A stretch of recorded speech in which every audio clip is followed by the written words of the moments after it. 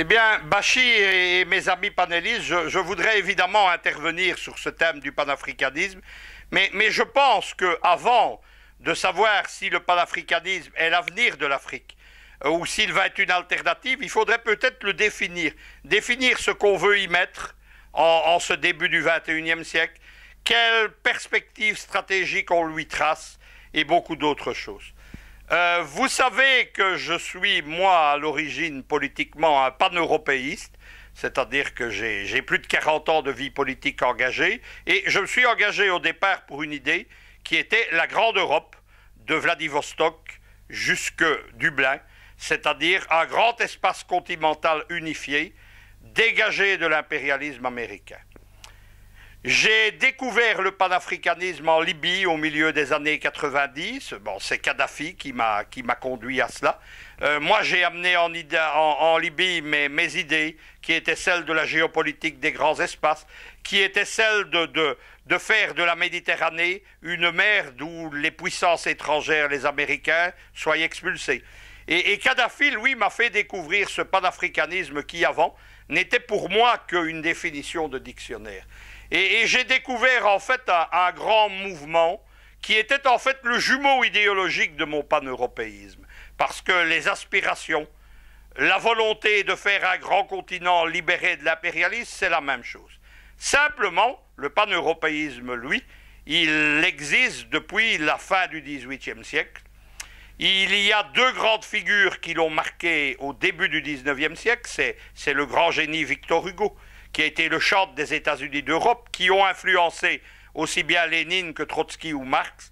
L'autre grand nom, c'est Mazzini, le grand révolutionnaire européen italien, avec sa Jeune Europe, qui a été aussi le nom de mon organisation au début des années 60, et qui entend décréer une grande Europe révolutionnaire, une alliance des peuples contre ce qu'il appelait à l'époque la réaction, la contre-révolution, les monarchies absolutistes. Le mouvement a pu évoluer, évidemment, en de nombreuses décennies. Il a ressurgi comme un grand mouvement d'opinion politique après la grande boucherie de la guerre de 1914-18. Les pan-européistes ne voulaient plus d'une nouvelle guerre mondiale. Ils croyaient déjà à la réconciliation franco-allemande, qui va être la grande idée du général de Gaulle après 1960.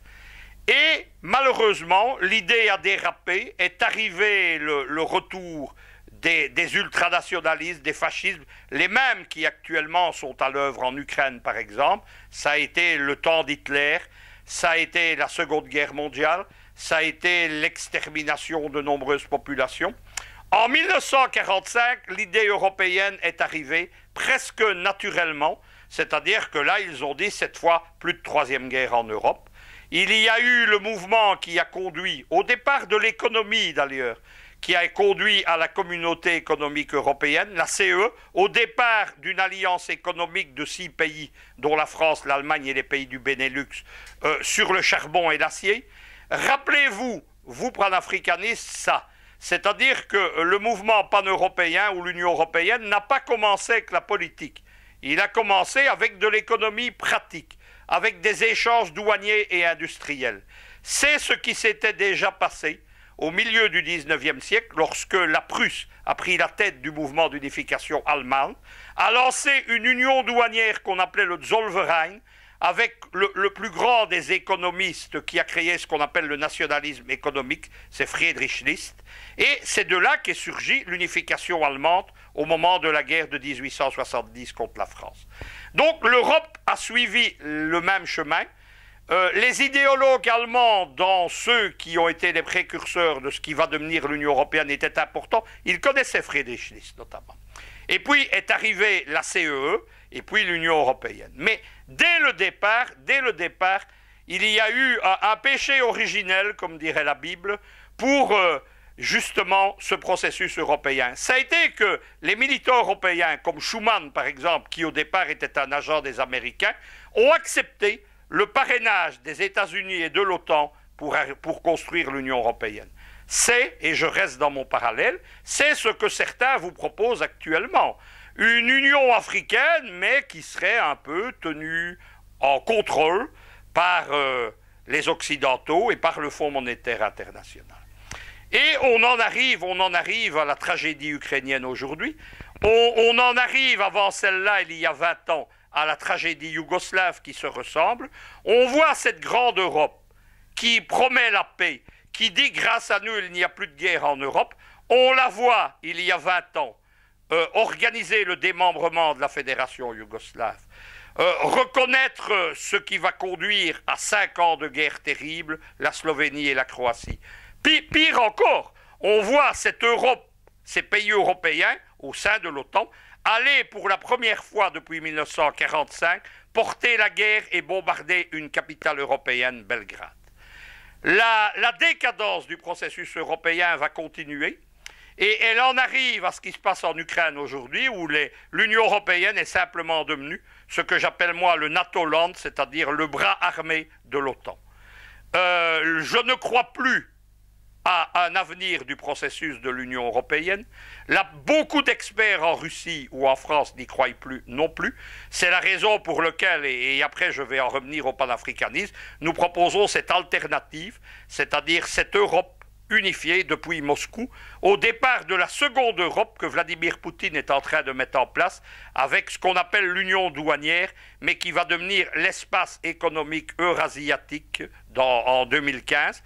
Retenez espace économique eurasiatique, communauté économique européenne. Poutine n'a jamais caché que son ambition était de faire un processus identique, mais sans les contraintes de la bureaucratie de Bruxelles et sans cette suggestion, ce harnais qu'est l'OTAN pour l'Union européenne. Je pense donc que le processus panafricain doit réfléchir sur cet échec de l'Union européenne, sur cet échec de l'idée européenne en Europe occidentale.